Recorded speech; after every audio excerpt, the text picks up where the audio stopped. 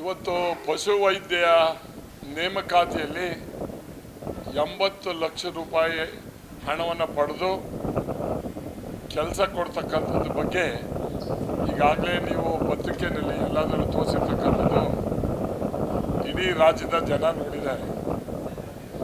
ನಾನು ಮಂತ್ರಿ ಆಗಿದ್ದಾಗ 2017 ಸೆಪ್ಟೆಂಬರಲ್ಲಿ cabinet decision ಮಾಡಿಸಿ ಒಟ್ಟು 650 ಪಶುವೈದ್ಯ ಅಧಿಕಾರಿಗಳಿಗೆ ನೇರ ನೇಮಕಾತಿಯನ್ನು ಮಾಡೋದಕ್ಕೆ ನನ್ನ ಮಂತ್ರಿ ಅವಧಿಯಲ್ಲಿ ಮಾಡಿದ್ದು.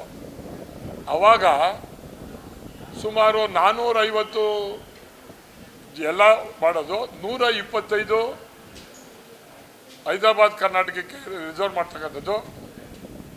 ಈ SC ST ಇದಕ್ಕೆ 75, ಒಟ್ಟು 650ನ ನೇರ ನೇಮಕಾತಿಯನ್ನು ನಾವು ಮಾಡಿದ್ದು.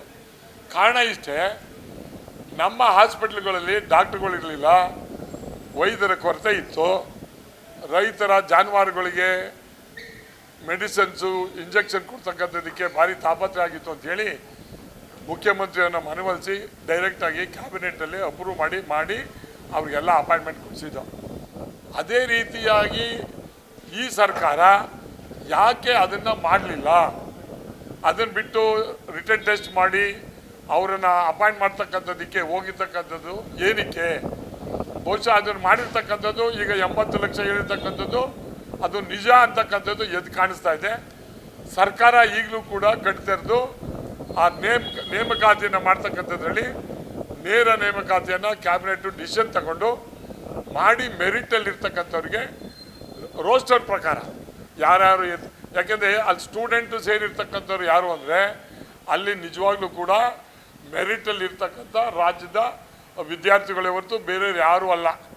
ಅದರಲ್ಲಿ ಮೆರಿಟ್ ಇದ್ದವ್ರಿಗೆ ಮತ್ತೆ ಇನ್ನೊಂದು ಎಕ್ಸಾಮ್ ಬರೆಸ್ತಕ್ಕಂಥದ್ದು ಮಾಡಿದರೆ ಇದರಲ್ಲಿ ಗೋಲ್ಮಾಲ್ ಆಗಿದೆ, ಗೋಲ್ಮಾಲ್ ಆಗ್ತದೆ ಅಂತಕ್ಕಂಥದ್ದು 100ಕ್ಕೆ 100 ಅವರೇ ಒಪ್ಕೊಂಡಂಗೆ ಆಗಿದೆ. ನಾನು ಜೊತೆಗೆ ಈ ಪಶುವೈದ್ಯದ ಅಧಿಕಾರಿಗಳಿಗೆ ಒಂದು ಮೆಡಿಕಲ್ ಅಲವೆನ್ಸ್ ಅಂತೇಳಿ ಏನು ಡಾಕ್ಟರ್ಸ್ಗೆ MBBS ಡಾಕ್ಟರ್ಸ್ಗಿತ್ತು, ಅದೇ ಸೌಕರ್ಯವನ್ನು ನಾನು ವೆಟರ್ನರಿ ಡಾಕ್ಟರ್ಸ್ಗೆ ಇಡೀ ರಾಜ್ಯದಲ್ಲಿ ಕೊಡಿಸ್ತಕ್ಕಂಥದ್ದಕ್ಕೆ ನಾನು ಮುಂದಾಗಿ ಅವ್ರಿಗೂ ಕೊಡಿಸಿದೆ. ಯಾಕೆಂದರೆ ಇವರು ಸರ್ವಿಸ್ ಮಾಡ್ತಾಯಿದ್ರು, ಅವರು ಸರ್ವಿಸ್ ಮಾಡ್ತಾಯಿದ್ರು. ಆ ಸರ್ವಿಸನ್ನು ಇವ್ರಿಗೆ ಯಾಕೆ ಕೊಟ್ಟಿಲ್ಲ ಅಂತೇಳಿ ಕ್ಯಾಬಿನೆಟ್ ಡಿಸಿಷನ್ ತಗೊಂಡು ಆವಾಗ ಎಲ್ಲ ವೆಟರ್ನರಿ ಡಾಕ್ಟರ್ಸ್ಗಳಿಗೂ ಅಲೈನ್ಸ್ ಕೊಡ್ತಕ್ಕಂಥದ್ದಾಯಿತು. ಬಹುಶಃ ಇವತ್ತು ಆ ವೆಟರ್ನರಿ ಡಾಕ್ಟರ್ಸ್ಗಳು ದೇ ಆರ್ ವೆರಿ ಹ್ಯಾಪಿ, ಅವರ ಪ್ರೊಫೆಷನಲ್ಲಿ ಚೆನ್ನಾಗಿದ್ದಾರೆ.